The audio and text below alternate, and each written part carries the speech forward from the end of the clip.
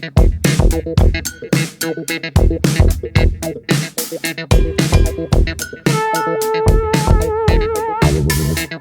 everyone, I'm guessing you all are probably feeling the same way I am with this election coming up. Yeah. It's a tense one, to say the least. All right. So today we're diving into some recent news, and it really highlights that tension. It's all about the crazy lengths people are going to keep this election safe. Yeah. It's think fortified buildings, panic buttons, Right. trauma kits. Wow. This isn't your average trip to the polls, right? No, it's almost surreal, isn't it? Like, we're seeing security measures that you would expect for maybe like a presidential visit. Right. But this is for like the very foundation of our democracy, voting. Yeah, I mean, bulletproof glass at polling stations. I know. Feels like we're living in some kind of movie. It does. But then you read about the threats and the harassment that election officials are facing. It's like, oh, this is very real. Yeah. That's unfortunately the reality we're in. Right. And there was a survey done by the Brennan Center for Justice. And they found that 70% of election officials said that the threat level is even higher now Wow. than it was back in 2020. That's a lot. Yeah, it's no wonder they're going to such extremes with all this security. Yeah, it's really sad to think that just doing their jobs puts these people at risk. Right. So how do we even get to this point where voting feels like it's some kind of high-stakes security operation? Well, the 2020 election and all the chaos that happened after, that plays a big part in all of this. And this news piece talks about how all the misinformation and the claims of election rigging really just kind of poisoned everything. Oh, absolutely. And Yeah. I mean, you can't deny that figures like Donald Trump and his lawyer Rudy Giuliani played a major role in spreading that stuff. Oh, exactly. And think about Giuliani's accusations against those poll workers in Fulton County. Right. It was completely baseless, but they ended up facing so much scrutiny and threats. Yeah. And they even got hit with a lawsuit. It shows just how damaging misinformation can be. Absolutely. Not only to the election itself, but to people's lives, too. Right. Yeah. It's a reminder that words have consequences. Definitely. And speaking of consequences, this article also talks about the financial side of things. We're not just talking about a few extra security guards here, are we? No, this is a serious investment. I mean, look at Durham County. I bet. They built an entirely new facility for $26 million. Yeah. And Philadelphia, they tripled their election budget. Really? They're now spending $40 million. It sounds like they're bracing for impact. Yeah, definitely. They're taking it very seriously. Yeah. And it's not just about the money, is it? The article talks about all these training programs for election workers. Mm-hmm. And it goes way beyond just counting ballots. Oh, definitely. They're being trained in de-escalation tactics, active shooter preparedness, recognizing suspicious packages. I mean, you name it. It's a lot. Yeah. Yeah. It's a lot of responsibility. Yeah. It's pretty terrifying, honestly. I mean, they even have to know how to administer Narcan. What? Because there have been incidents with fentanyl-laced mail. It's crazy, right? Like, who would have thought that election workers would need to worry about fentanyl? I know, right? I mean, who could have predicted any of this a few years ago? Yeah, it's a sign of the times, for sure. It is. And all these security measures are obviously meant to protect the voting process, but it makes you think about the impact on voters themselves. Yeah. Right? Will people even feel safe going to the polls with all this? Or will all the security make them think twice about even voting at all? Is it possible to have too much security? That's a good question. Yeah. Yeah, it is. It's tough. You want people to feel safe Right. to, exercise their right to vote. Right. But at the same time, you don't want to make it seem like such a fortress Yeah. that it intimidates people or discourages them from going. Right. The article mentions that some places are even live streaming the ballot counting. Oh, yeah. So I guess that's a way to try and boost confidence. Exactly. Like Baltimore County. Oh, gosh. They're a great example. They're not only live streaming the count, but they also moved their election headquarters to a secret location. Really? So they're really serious about transparency. It's like they're saying, we're doing everything by the book. We have nothing to hide. Right. I wonder if that kind of radical transparency could actually help with the misinformation problem. It could be a step in the right direction. The more visible and open the process is, Yeah. the harder it is for those false narratives to take hold. Right. But of course, that doesn't mean misinformation just goes away. Right. The article mentions that the Justice Department has received over 2,000 reports of potential threats Wow. against election workers. Jeez. And they've already launched over 100 investigations. That's crazy. It's scary to think that these people are putting themselves in the crosshairs. Yeah, it really is. And it speaks to how much animosity and distrust there is. I mean, look at Detroit. Okay. They're counting ballots in a secured room with police and metal detectors. Really? Yeah, it feels more like a high security vault It does. than a democratic process.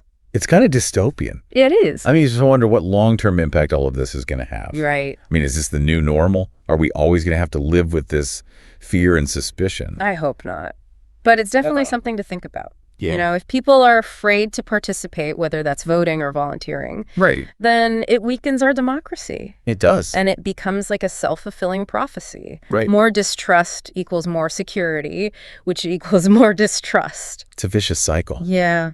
So with all these efforts to secure the election, what's the takeaway for our listeners? What should they be thinking about? I think the key takeaway is that our democracy is facing some serious challenges, and we can't just sit back. Right. But it's important to remember that fear and apathy are the enemies here. Yeah. We can't let them win. So informed voting is more important now than ever. Exactly. Do your research, understand the issues, and be critical of the information you're getting. Don't take everything at face value. Yeah. Question things, check your facts, look for different perspectives. Don't just read the headlines, right? Exactly. Dig a little deeper. This whole discussion has been about the U.S. Right. But these problems aren't unique to us, are they?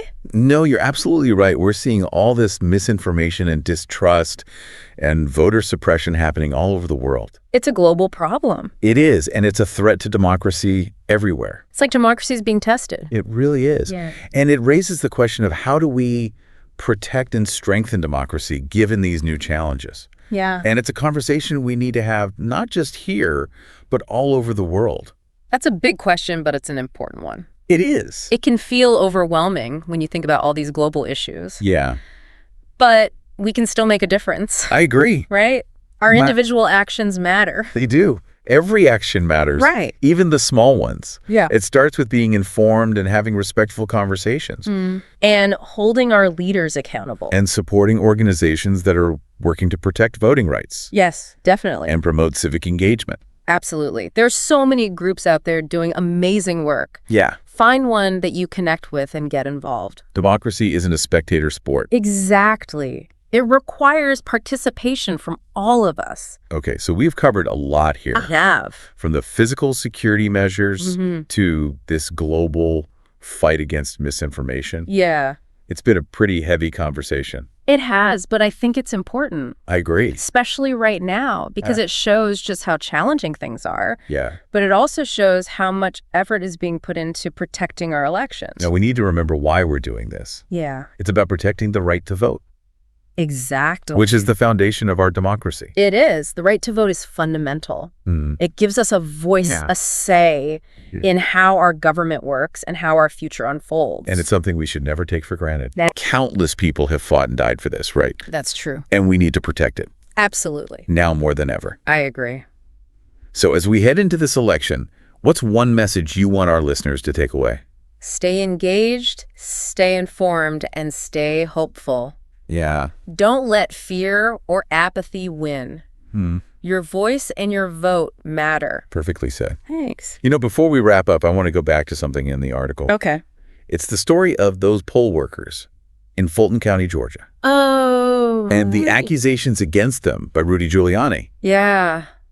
It's just a crazy example of how misinformation can really have a big impact. Yeah, it really is. It shows that words have power. Right. And when they're based on lies, they can really hurt people. These people were doing their jobs and they became targets Right. just because of their jobs. That's terrible. And it wasn't just them. Right. The article says that Fulton County itself became a target for all these conspiracy theories. It was like the whole county was under suspicion. And that's the scary thing about misinformation. It doesn't just target people. Right. It can poison a whole community. Yeah. And then people become afraid to trust each other. Right. And they can't trust their government either. It's really sad. But it's inspiring to see how Fulton County is responding. Oh, yeah. They built a new voting operations center, Wow. a $30 million facility with glass walls. Really? So that people can watch the counting process. That's amazing. It's like they're saying, come and see for yourselves. Yeah. We have nothing to hide. That's a great approach. They want people to engage and participate and take back the narrative Exactly. from the people who want to divide us. I love that. It's pretty remarkable. And it makes me think that we can't just sit back and let fear and misinformation win. We can't. We have to be active in protecting our elections. Yes, we do. That means being informed, being vigilant, and holding our leaders accountable. All of that. And we have to support those election workers. They're facing so many challenges They are. and risks. Yeah. They're the unsung heroes of our democracy. They are. They deserve our gratitude and our support. Absolutely. So to all the election workers out there, thank you. Thank you. And to our listeners, stay engaged, stay informed, and stay hopeful. The future depends on it. Couldn't have said it better myself.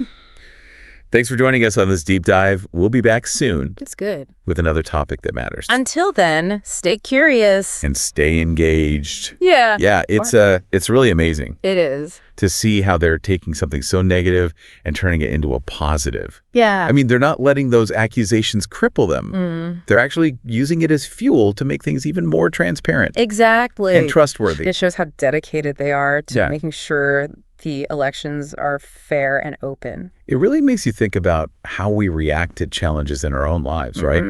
Do we just let fear and uncertainty stop us? Or do we use those moments to innovate and adapt and come back stronger? Right. Fulton County is a great example of that. They are. They're turning a weakness into a strength. And I think that's a good lesson for all of us. It is. Not just as individuals, but as a society, too. When we face tough times, we have a choice. Right? We can either retreat into fear and division, Right. or we can come together and find solutions It and build a more resilient future. gives me hope. Me too. So as we wrap up this deep dive, Okay. what's one thing you want our listeners to think about as we head into this election? I would say never underestimate your own power. The power of your voice, your vote, your actions, no matter how small they seem. They all add up. They do. The future of our democracy depends on every single one of us. Well said. Thanks for joining us on this deep dive. Of course, it was my pleasure. We'll be back soon with another topic that matters. Until then, stay curious and keep asking questions. And stay engaged.